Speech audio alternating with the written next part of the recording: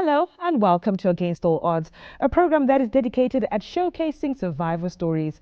My name is Rachel Munyeheli and I am your host. Now, one thing I love about this program is that it's always showcasing different survivor stories. And today, it's not talking about the person per se, but what she has actually done for the community when she realized that she had to come back home right here in Zimbabwe, living a luxurious okay life. She said, I have to leave this and come back and do the work that I was sent to do by the Lord.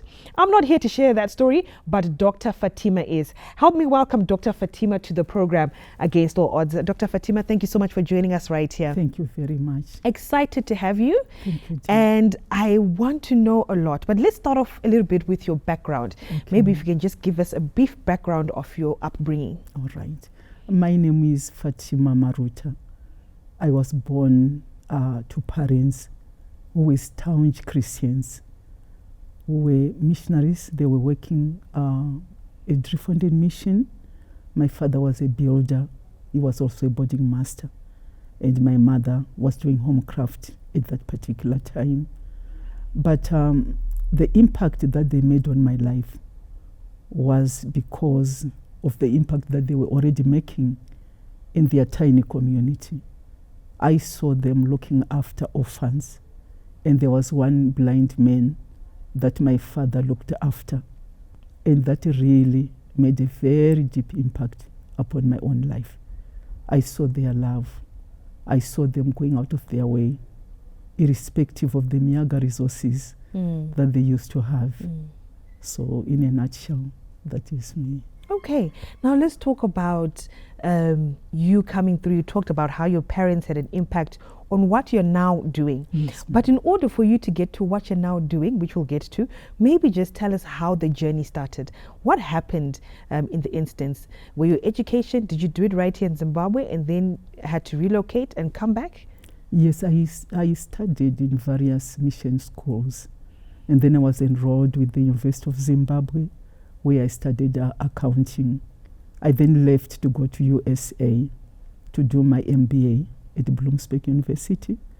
I came back to lecture at the University of Zimbabwe for so many years. I then left to join the UNAIDS chapter, which was based here in Zimbabwe, as projects accountant for donor funds on HIV and AIDS. And I used to cover 11 provinces, helping orphans, widows, widowers, and poor people to start microfinance projects and helping orphans to go to school. That was the work that I did then. Then upon completion of that project, it was quite successful. I then decided to go overseas. I was in UK. I wanted to settle. Whilst I was just about to settle, God visited me during the night. He said, I did not call you to come to Europe. Go back to Zimbabwe. Go and continue with the work that you had started. Establish orphanages for me. That's when I came back. And I started off in 2005 with 2 centers for children. Okay. Yes. So when you came back in 2005, this was when God had spoken to you. Yes. And he said, go back Kumba, so get out to Zimbabwe. Doku ni basa rako ikoko. Makashika mamune ma resources ere na imama ekutangira. Because obviously kana mchitanga in orphanage, zvinoreva kuti unofanira une ma resources akakwana. Pachada center yoti vana vanenge vachigara and all that other stuff. Did you have the money for this? Ndanga ndine mari shoma, asi ndakazobatsirwawo nemabrothers nemasisters vari kuoverseas vanga vane dzimba dzavo. Munin'ina wangu anonditeedzera akandipa imba yokuruwa nemuroora, akati tora imwe imba mutange basa ramatumwa naShe. Asi hama ndo dzakatanga kundibatsira vachindipawo hembe, matelevision nezvimwe zvandaida kuzoshandisa, ndikashipa ndikauya nazvo. Ndokutanga kwandakaita. Saka masvika kunoko matanga orphanage yenyu mave mabatsirwa nevamwe, zvazviri nyore here kana kuti pane zvinhu zvamaisangana nazvo? Zvanga zvisiri nyore nokuti chekutanga ndanga ndasiya career yangu kuti nditange basa raMwari. It was like a new venture, a brand new thing. Changa ndanga ndisina kumbojairira chokutora vana kuti ndivabatsire. ndingati machallenges makuru andakasangana nawo ndeyekuti vana vandaipuwa vaiuya vari wounded vachichema kana kuti vamwe vanenge vatokuvara kare vatorepwa vakanganisika wovatora kuti utange kuvapa upenyu. Saka vanenge vari wounded emotionally, vari broken inside, vasina hope yokuti rimwe zuva pane chakanaka chingabuda pavari. Saka panokuti ndione zvavari kuti vasagone kuita attain their destinies, their God-given destinies, zvanga zvisingagoni kuti ndivaregedze vakadaro. Saka chekutanga chandakaita ndaivaratidza Mwari, kuti Mwari ndivo baba venyu, nokuti Bhaibheri rinodaro kuti ndivo baba venherera nechirikadzi. Vagamuchira Mwari, vada Mwari, nzvimbo yavanogara yozara nerudo, love and acceptance, kuitira kuti vafile kuti they are part of the family. Mwari kana wadaro maronda aya anotanga kuporeswa.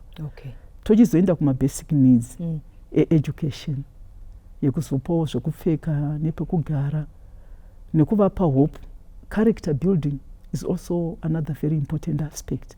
Noti vanenge vachibva vamwe mastreets, vanenge vari wild, vasingatombozivi kuti chii chinonzi kugara mukati memba.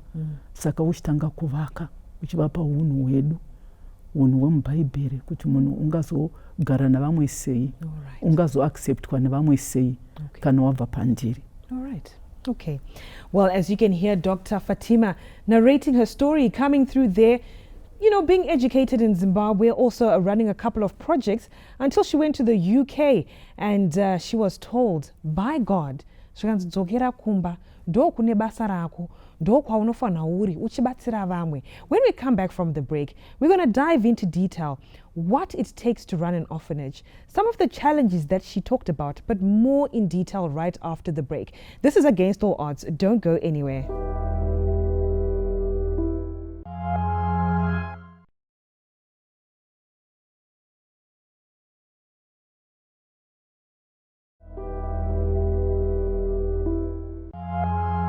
Welcome back to Against All Odds. Now we continue the story with Dr. Fatima as she is narrating how she came to open an orphanage. It's actually quite interesting that the way she grew up, her parents, how they raised her and her siblings was an indication of what she was supposed to do in the future.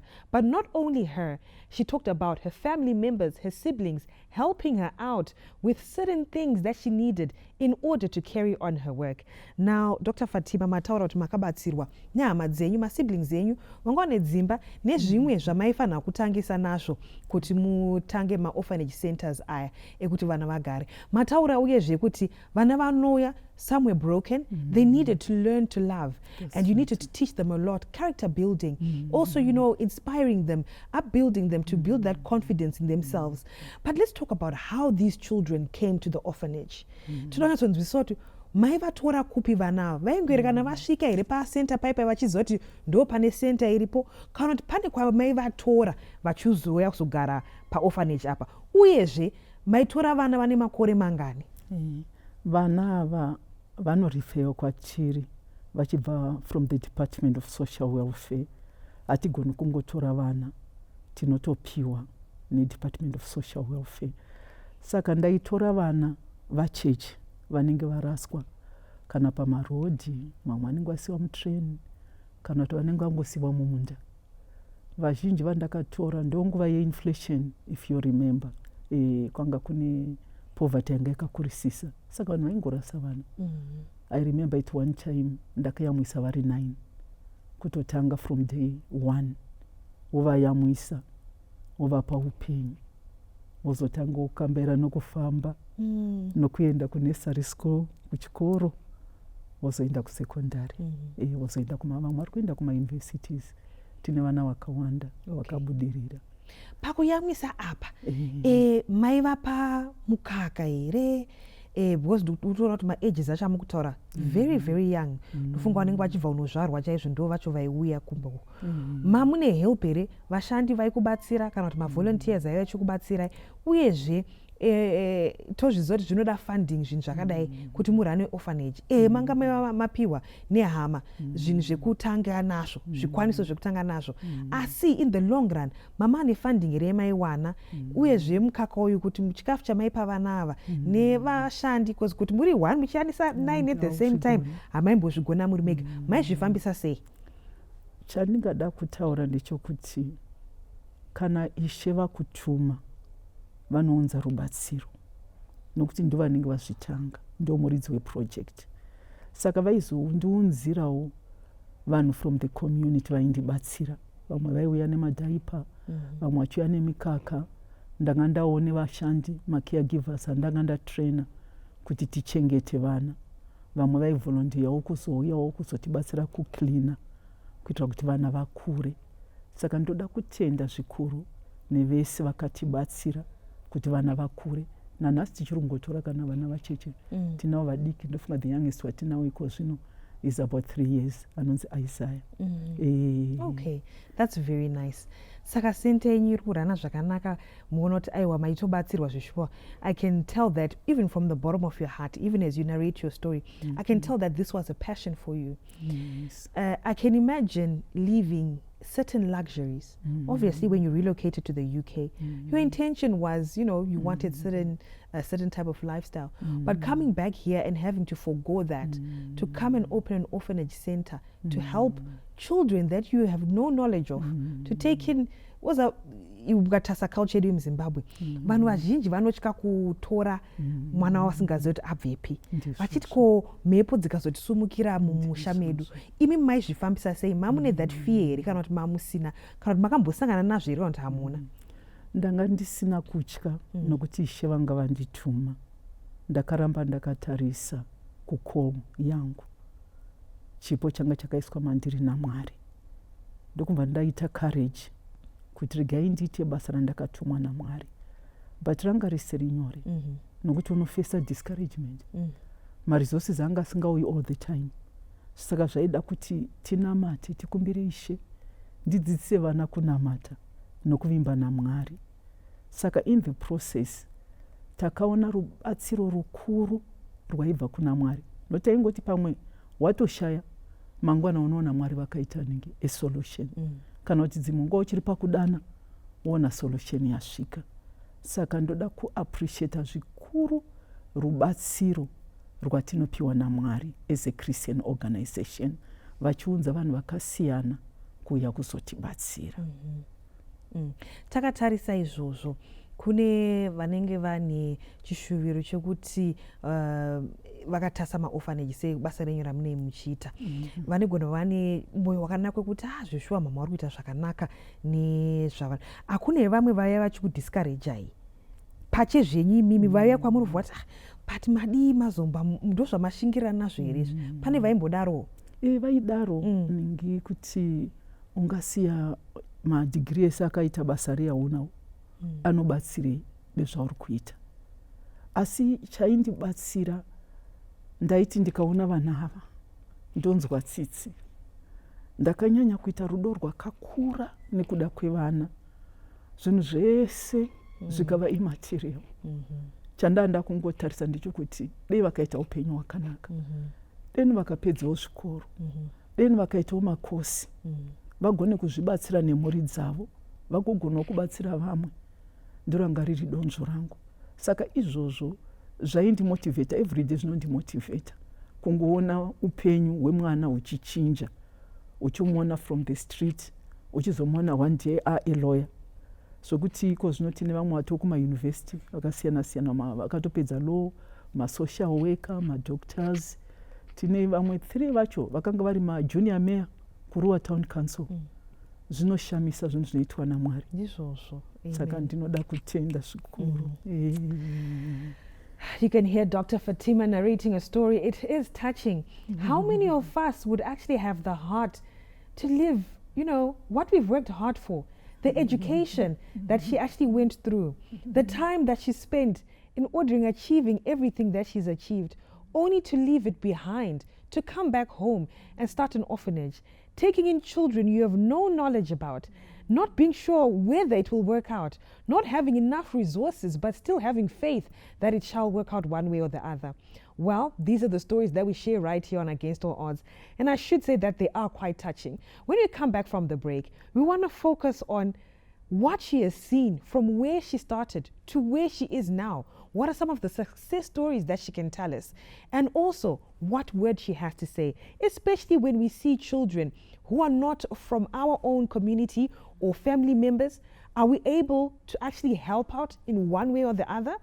We'll be right back right here on Against All Odds. Don't go anywhere.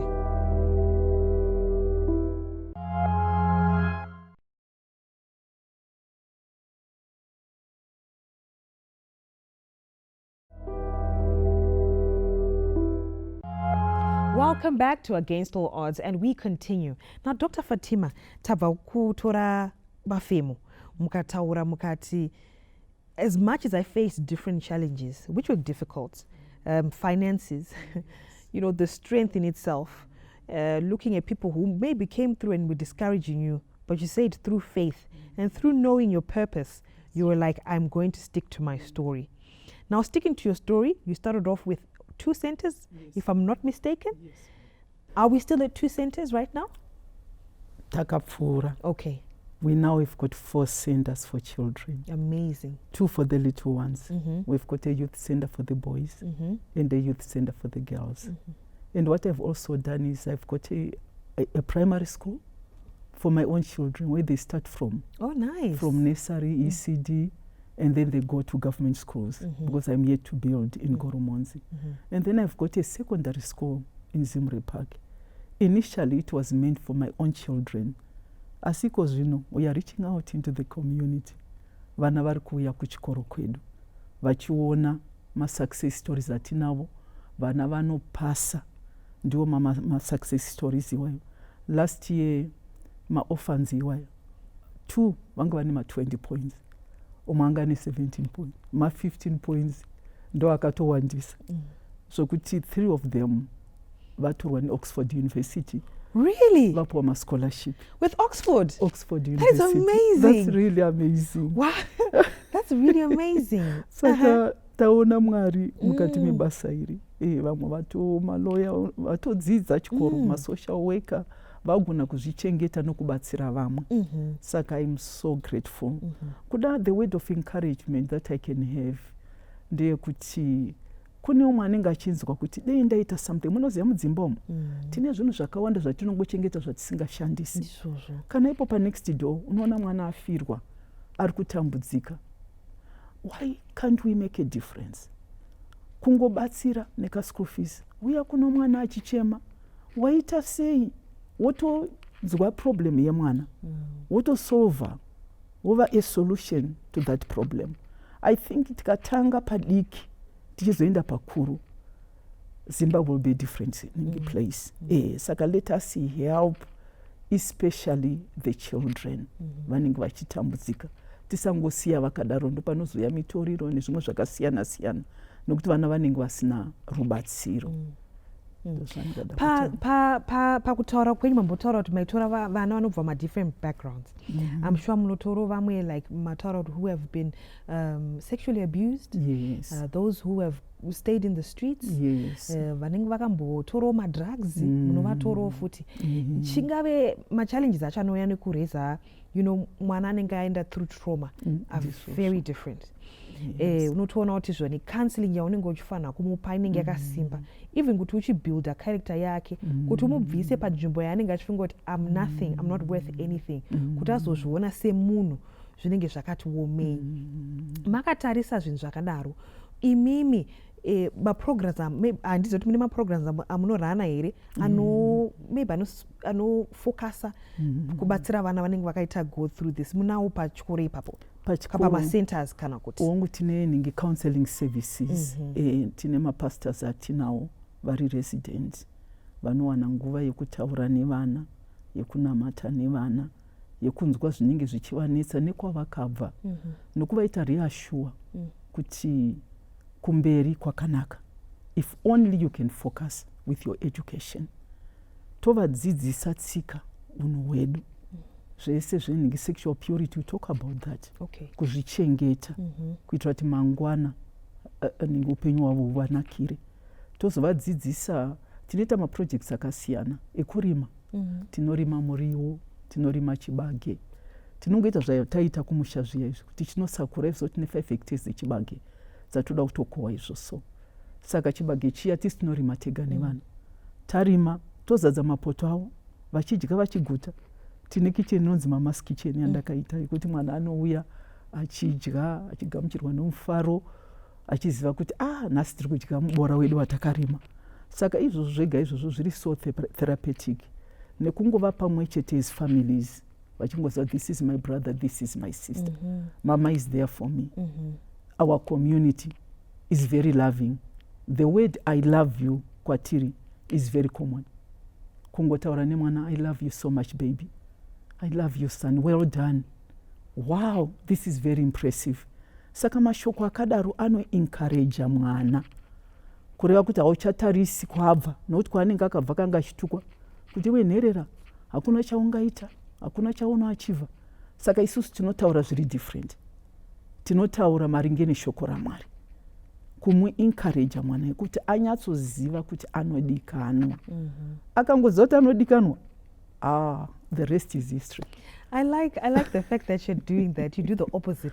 Because kazhinji kacho, even within our own families, my words and I love you. Kashoma kuti timataure pachezve kune vana vedu, kune vabereki vedu, kune kana ma siblings ana muri yekunzeya, kuti I love you. Don't chikwe ichocho, But it's good to say, to know that you actually encourage this character building, to say you need to show love to your sibling. And it's not about you share the same blood, but it's about just building a family. When it comes to assistance, do you still look for assistance? Yes, do you welcome well wishes? Yes, we do, ma'am. Takapiwa 45 hectares yeland pagoromonzi. Taakuzovaka inonzi legacy center, a one-stop shop. Kubva panesari, ECD, primary, secondary, tertiary college, nema orphanages acho. Saka tiri kuda rubatsiro rwakakura kuti tivake nzvimbo yevana yavachabatsirwa for generations to come. Saka ndinotaura nema well wishers vanenge vanazvo ngavauye vatibatsire. We are very accountable. Tinoita makwitals edu, they are free to come and see my projects atinenge tichiita. Can even to become part of what we are doing. We'll be so thankful. Ko kune vaya vanenge vachiti right, toda kuyozongoitawo volunteer kana ndichikwanisawo kucleana, kana ndichikwanisawo kubatsira kuchengeta vana, munovatendera kuti vauye? Tinovatendera zvikuru kuti vauye. Vanofanira kuuya vachicleana, vachitamba nevana, vachiswera navo, vakada kumwendawo navo kushopping. Zvinenge zviri zvinhu zvakanaka zvikuru. Saka tinovatendera kuti vauye. Ko vanenge vachida kudonetawo kana dzahembe, pamwe anenge ane ndine hembe dzakawanda dzandisashatisa dzevana, vanokwanisa kuuya nadzo here? Vanokwanisa kuuya nadzo. Kana vachinge vauya nadzo, isusu tine a system of recording things. Tinoita ensure kuti zvese zvauya zvinofanira kusvika to the intended beneficiary. We follow through everything kusvika zvasvika pamwana. Saka kana vasvika nazvo vanopiwa receipt inoita document zvinhu zvavanenge vauya nazvo.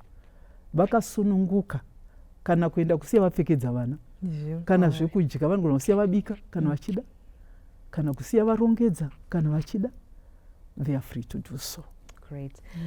Dr. Fatima, your final words to the viewer at home who is, inspired by your story. What would you want to say when it comes to taking a leap of faith and trusting in God to say that He has sent me to do this work and I know He will see me through?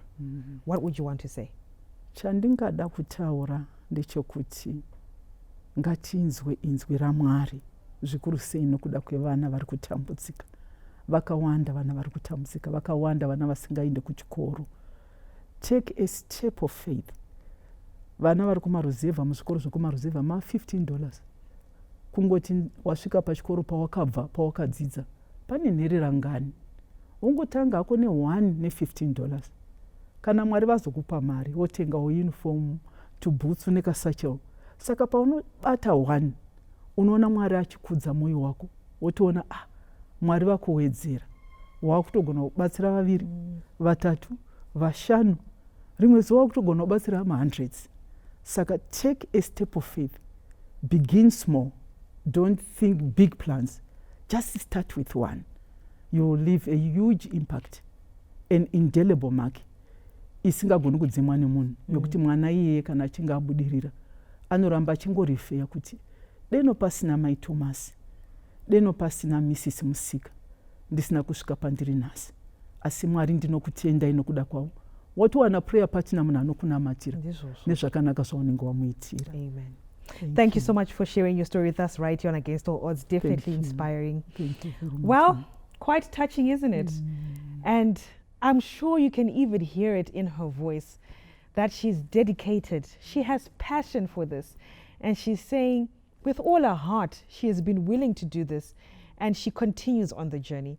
Of course, if you'd like to assist her, please do get in touch with the numbers on the screen. She's totally willing to accept anything, from volunteering to anything that you can offer to make these centers for children, for orphanages, so that they can grow up and become, you know, people in society who have love and who can spread the love.